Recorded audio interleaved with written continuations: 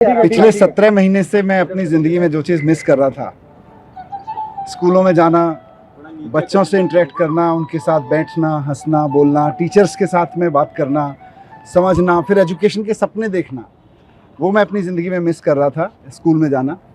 तो आज मुझे बहुत खुशी है कि भगवान ने मुझे फिर से मौका दिया और मैं वापस स्कूलों में आया हूँ, बच्चों के बीच में आया हूँ।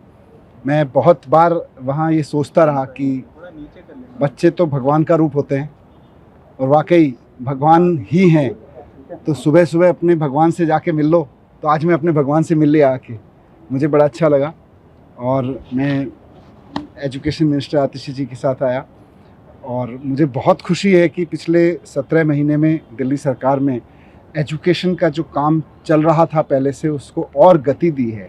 यहाँ बच्चों से मिलके भी पता चला, टीचर्स से मिलके भी पता चला, और मैं वहाँ बैठ के न्यूज़पेपर में भी देखता रहता था कि जिन स्कूलों के जिन ज़मीनों पर मैं पत्थर उद्घाटन का शिलान्यास का पत्थर लगा के गया था, वो स्कूल अब बन के भी तैयार हो गए और उनका उद्घाटन भी मैडम ने कर दिया, आतिशी जी ने, शिक्षा मंत्री के रूप में। ये मेरे लिए वहाँ बहुत सुकून की बात होती थी। और अब मैं आके आतिशी जी से डिस्कस किया तो मुझे और अच्छा लगा ये जान के कि इस दौरान 20 नए स्कूल और स्कूल बिल्डिंग्स शुरू हो गए। 18 या 14 SOSC नए 18 नए SOSC शुरू हो गए। एक नया स्पोर्ट्स स्कूल अपने आप में एक इंडिया में यूनिक तरीके का स्पोर्ट्स स्कूल शुरू हो गया। वहाँ बच्चे स्पोर्ट्स की पढ़ाई कर रहे हैं। जो हमारा arm forces preparatory school Kejriwal ji के मार्गदर्शन में बना था, उनके सपने के अनुसार कि हमारे बच्चे देशभक्त बच्चे निकलें और वो आर्मी में जाएं, आर्म फोर्सेस में जाके सेवा करें। तो मुझे बहुत खुशी हुई ये जान के कि आर्म फोर्सेस प्रिपरेटरी स्कूल के पहले बैच में, जिसमें 64 बच्चे थे 12वीं क्लास में, उसमें से 32 NDA में क्वालिफाई हुए पहले टेस्ट में, और उसमें से 8 फाइनली जाके NDA क्रॉस करके सेकंड लेफ्टिनेंट बन रहे हैं अब। तो 64 बच्चों में के पहले बैच में 64 बच्चों के पहले बैच में से 8 बच्चे दिल्ली के सरकारी स्कूल से सीधे जाके NDA क्रॉस करके सेकंड लेफ्टिनेंट बन रहे हैं। आई थिंक इतना तो देश के किसी स्कूल से अब तक नहीं होगा, किसी एक स्कूल से। तो ये सारा काम एजुकेशन में हुआ और मैं वहाँ यही प्रार्थना करता था कि मुझे भले ही इन लोगों ने जेल में डाल दिया है, इनकी मंशा भले ही इस एजुकेशन क्रांति को रोकने की हो, लेकिन ये रुके ना। मेरी भगवान से यही प्रार्थना रहती थी कि बाकी सब चीज़ें चाहे रुकें, आगे बढ़ें, कैसे हों, उसके लिए लड़ते रहेंगे, लेकिन भगवान ये एजुकेशन की जो रेवोल्यूशन शुरू हुई थी, शिक्षा की क्रांति, ये ना रुके। और ये रुकी नहीं।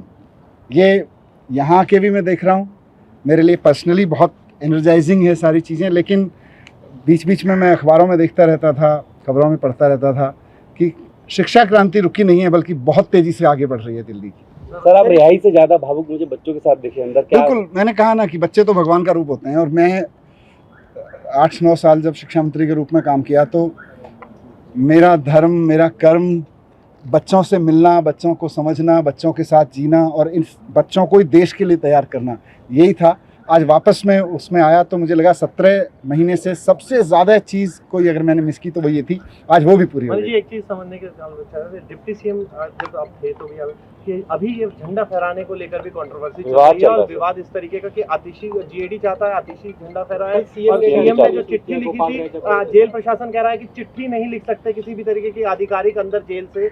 आप इसको किस तरीके से देखें? देखिए, ये बहुत ही अनफॉर्चुनेट है कि स्वतंत्रता दिवस जैसे पावन अवसर पर इतनी टुच्ची पॉलिटिक्स हो रही है। और वो भी क्या, मैं अखबारों में पढ़ता रहता हूँ कि कोई जेल में बंद एक बहुत महाठग है, सुकेश नाम है उनका शायद, उनकी चिट्ठी जब लिखी जाती है, वो कोई चिट्ठी लिखते हैं, सुकेश चिट्ठी लिखता है, तो वो तिहाड़ प्रशासन भी बाकायदा LG साहब को सबमिट करता है और LG साहब भी बाकायदा उस पर एक्शन लेते हुए कार्रवाई करते हैं, जो भी है। और जब दिल्ली के चीफ मिनिस्टर चुने हुए चिट्ठी लिखते हैं तो तिहाड़ प्रशासन भी और LG साहब तिहाड़ प्रशासन को कहते हैं खबरदार जो अगर इनकी चिट्ठी भेजी। और जब सुकेश चिट्ठी लिखते हैं तो मुझे लगता है पूरा का पूरा LG ऑफिस इंतजार करता होगा, अरे भाई एक एक सेकंड भारी पड़ रहा है, सुकेश जी की चिट्ठी कहाँ है, हमारे सुकेश जी की चिट्ठी कहाँ है। तो सुकेश जी की चिट्ठी पर जिन LG साहब को इतना मोहब्बत, इतना प्रेम उबड़ता है और उसकी एक एक शब्द को वो ब्रह्म वाक्य मानते हुए, सत्य मानते हुए, उस पर जिसे कहते हैं ना, सुकेश जी की चिट्ठी को देख के उनकी बाछें खिल जाती हैं, उनका रोम रोम पुलकित हो उठता है LG साहब का। केजरीवाल जी की चिट्ठी को भी मंगा लेते भाई, कहाँ है?